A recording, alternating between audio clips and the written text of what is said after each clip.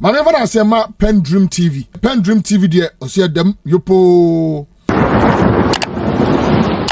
Thank you very much, Mr. Speaker, for giving me the opportunity to contribute to the debate on the message delivered by the President of the Republic of Ghana, His Excellency President John Dramani Mahama, to this House. Mr. Speaker, I have listened in dismay at how our colleagues on the minority bench have attempted to create the impression that the President veered off the requirements of the 1992 Constitution in the delivery of his address to this House. Mr. Speaker, Article 67 of the Constitution is quite clear that the President is to deliver a message on the state of the nation before this House.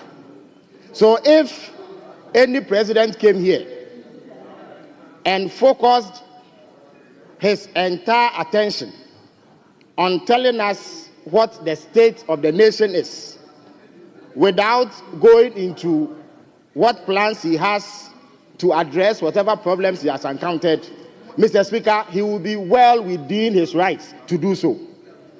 But right at the outset, President Mahama made it clear that he was not here merely to give an account on the state of the nation, but he was here to tell us exactly what he was going to do to get us out of the abysmal depths into which the Akufo-Addo-Bawumia government sank this nation. And Mr. Speaker, he inspired hope in the generality of the people of Ghana.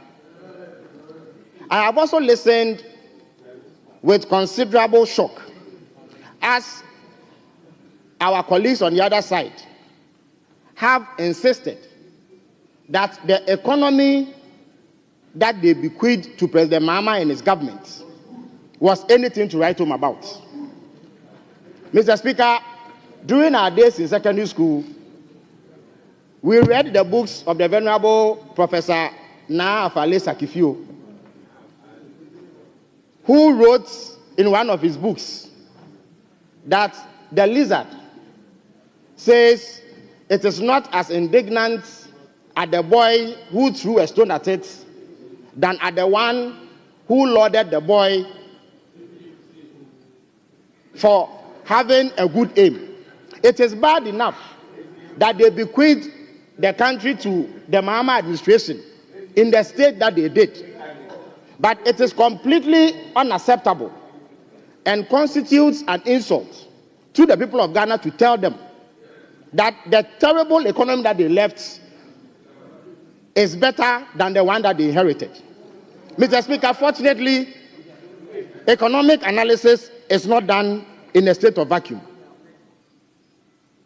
Ghanaians have lived through the worst economic crisis in a generation. Ghanaians have lived through the worst economic crisis under the Fourth Republic, if not in the entire history of Ghana. Mr. Speaker, since the year 2020, or immediately after the elections of that year, the Ghanaian economy has been in a tailspin.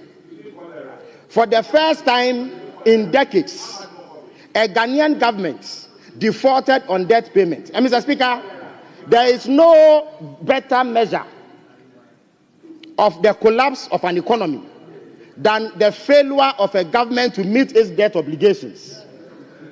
When President Mahama was leaving power in January 2017, Ghana could fulfill its debt obligations. Mr. Speaker, our colleagues on the other side say that the economic indices they left were better than the ones that they inherited. Mr. Speaker, that cannot be true. Mr. Speaker, when the NDC was leaving power in 2017, our debt to GDP ratio, which is a theoretical measure of whether or not you can offset your debt in one bullet payment to the size of your GDP, showed that we could do that with barely half of our GDP and still have almost half to spare on other things. At a point, our debt to GDP ratio under the MPP leapfrogged to 104%. It meant that if theoretically we were to pick all of our GDP and pay our debt with it, we will still require another 4% to do so. It is the worst in our history under the Fourth Republic. Mr. Speaker, the budget deficit is the greatest indicator of economic prudence, because the fundamental principle of economic management is that you cannot live beyond your means. Even in our own lives, if you spend far more than you earn, you would always end up in difficulty. Mr. Speaker, when we were leaving power in 2017, our budget deficit, which essentially measures the difference between your revenue and expenditure, was 6.1%. Mr. Speaker, since the year 2020 up until 2023, every single year under the MPP, they left double-digit deficits. Mr. Speaker, if you look at the exchange rates, in the year 2016, the Ghanaian cedi lost 9% of its value in the entire year. Mr. Speaker, last year, the cedi lost 19% of its value. The year before, it lost 24% of its value. The year before that, it lost 54% of its value. Mr. Speaker, our colleagues claim that they have left a healthy primary balance. Mr. Speaker, the primary balance is simply the difference between your revenue and expenditure minus interest payments, because that is almost statutory. You can't do anything about it. Mr. Speaker, they programmed a surplus or a primary balance of positive 0.5%. Mr. Speaker, I can tell you that on commitment basis, they have missed that target by 800% margin. And the day that the finance minister comes to this house to read the budget, he will bear it all. You cannot have that kind of primary balance and insist that your economy is healthy. Mr. Speaker, look at our public debt. They inherited a public debt of 120 billion Ghana cedis. And I remember distinctly that President Akufo-Addo stood to your right in this house and declared that the 120 billion Ghana cedi debt was unheard of. At the last reckoning, Mr. Speaker, our public debt stood at 721 billion Ghana cedis. Even then, Mr. Speaker, it was because they denied 1.3 million Ghanaian bondholders of the rights to earnings on their bonds. Mr. Speaker, the domestic debt exchange program, as Mr. President rightly noted, is the harshest economic policy in the history of Ghana. 240 billion Ghana cedis, which was due 1.3 million bondholders, were withheld.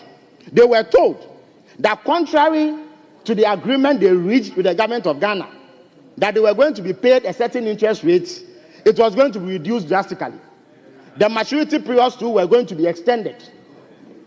Even pensioners were not spared the ordeal. So for the first time in our history, our aged pensioners had to picket at the Ministry of Finance on a daily basis in demand of what was due them. Mr. Speaker, these indices point to one fact, that the Akufo-Addo-Bawumia administration have been the worst managers of our economy by far and away. And there can be no dispute about it. Mr. Speaker, our colleagues on the other side also ask that how is President Mahama going to finance his well-thought-through proposals on economic recovery? Mr. Speaker, let me address that. Mr. Speaker, in the last 6 weeks alone, 52 billion Ghana cedis of the debt that they bequeathed has been due for payment. So the finance minister has done what every finance minister has done, which is perfectly legitimate, rolling over the maturities.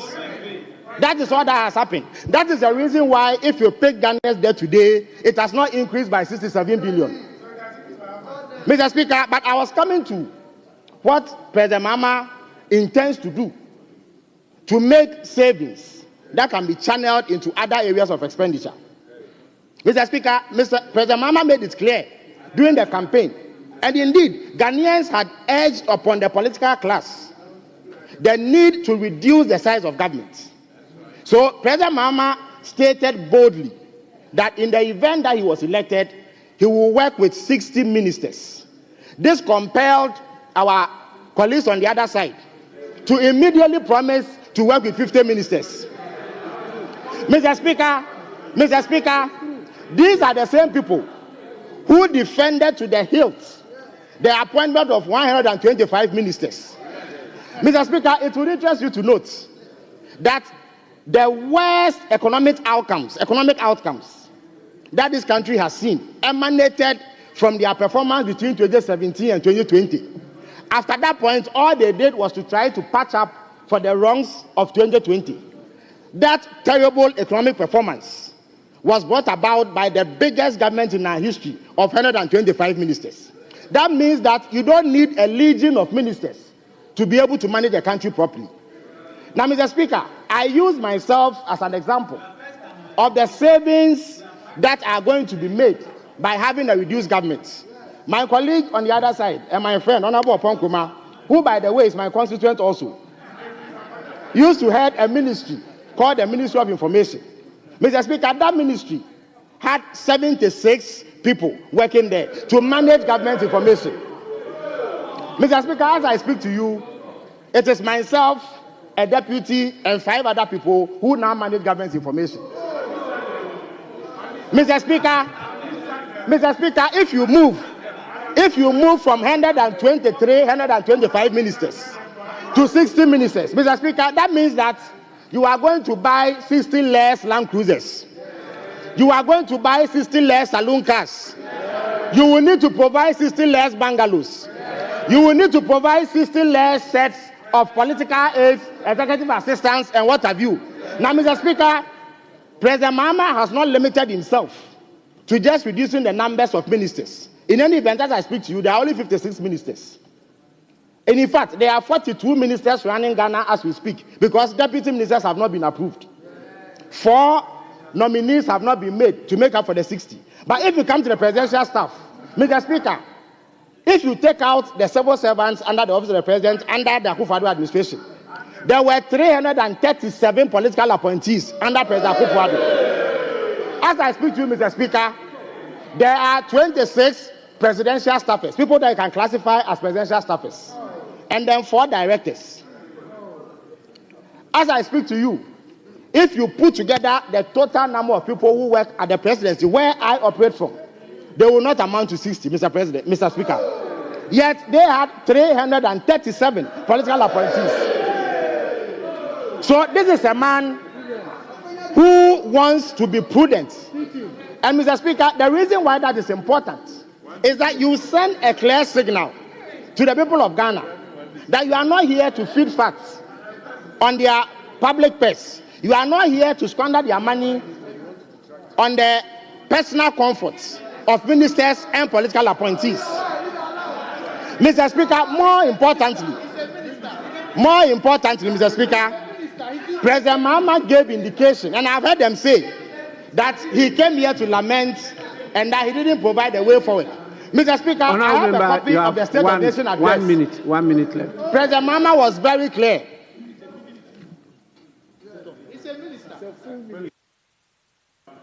Mr. Speaker, he has just started.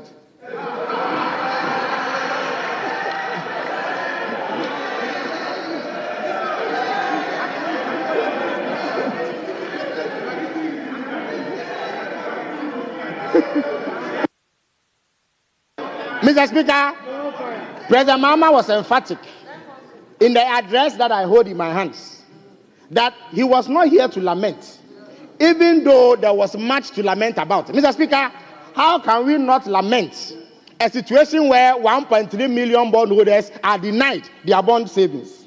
Mr. Speaker, they say that they left buffers. Mr. Speaker, when we speak about buffers, it simply means one thing: money that you set aside for the specific purpose of paying debts. Mr. Speaker, the account into which monies are paid for the purpose is what we call the debt service reserve account or sinking fund. Mr. Speaker, they claim that, oh, this is not a fund that they were particularly not fond of and that they didn't use it. This is not true. Mr. Speaker, in previous times, they have made huge transfers into and from this account. There was a time, Mr. Speaker, on 7th October 2024, when they transferred as much as $225 million into this account. Honorable member, you are time out. You are time out. You are time out. You are timed out. You are timed out. By the time you came to office, you are timed out. You are timed out. In conclusion, Mr. Speaker, you are timed out. In conclusion, they left a paltry $64,000 Ghana. Mr. Speaker, we are about to mobilize 15 billion Ghana cedis. So, for them to be able to sustain a claim that they left buffers for that purpose, they must show the account into which 15 billion Ghana cedis was held. I thank you very much for the opportunity, Mr.